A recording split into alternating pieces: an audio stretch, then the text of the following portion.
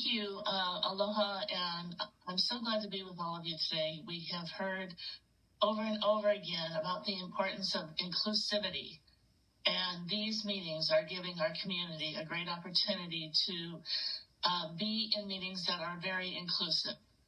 I also, though, want to point out, as someone who was at a meeting that was very specific, which was trying to get some businesses in Lahaina back to business or talk to some of the agencies that could help them quickly pivot, that can be helpful as well. But I think that we're going to need both moving forward. We're going to need a lot of planning through inclusive meetings.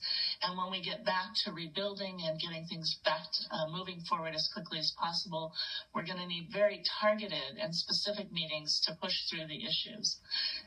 And, we also need to look at as we're rebuilding, even now, are we rebuilding better? Are we still using the wooden telephone poles? Are we using the metal ones that they use in Guam?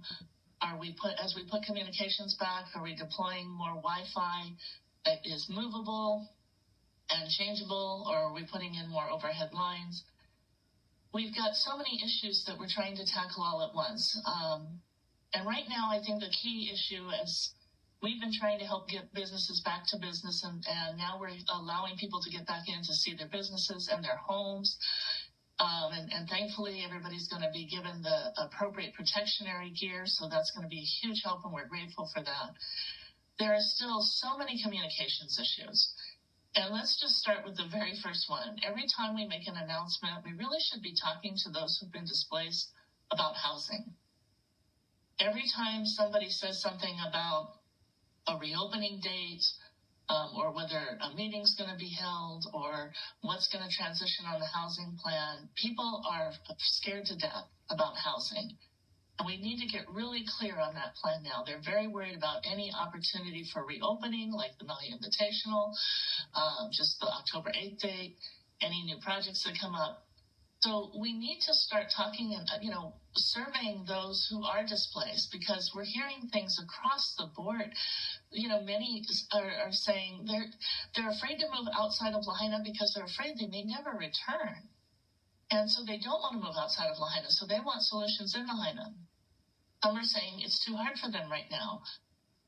But we've got to start addressing what are those prompt transitional housing projects that we can get going now. We need to understand, what is their family subset now? We're hearing many families say, we had our large family displaced. We want to stay together. We need a place to cook together. And so how can we look at, there's solutions all across the board to make things from tiny homes, to make things that are modular, that can be added to, where we could add different rooms quickly and families could live together. There's all sorts of solutions, but it always comes down to land. We can do things where we can put in things very quickly and move it later. We can do above ground, septic, water, sewer, electricity, but we've got to get to the land, and we've got to get to those solutions now. And I'll just finish to say that with a lot of things we are hearing about a cultural, people are very unhappy right now, and we are worried about seeing a cultural clash among our many cultures who've existed together for years and have helped each other in this great devastation. But there is urgent devastation, and then, given our overdependency on the visitor industry, a landslide across our island with what's happening now, and many people already starting to leave. And if we don't solve this now with housing and our economic recovery, we're going to lose more local people, and haven't we already lost enough through COVID? So, okay. Thank you very much.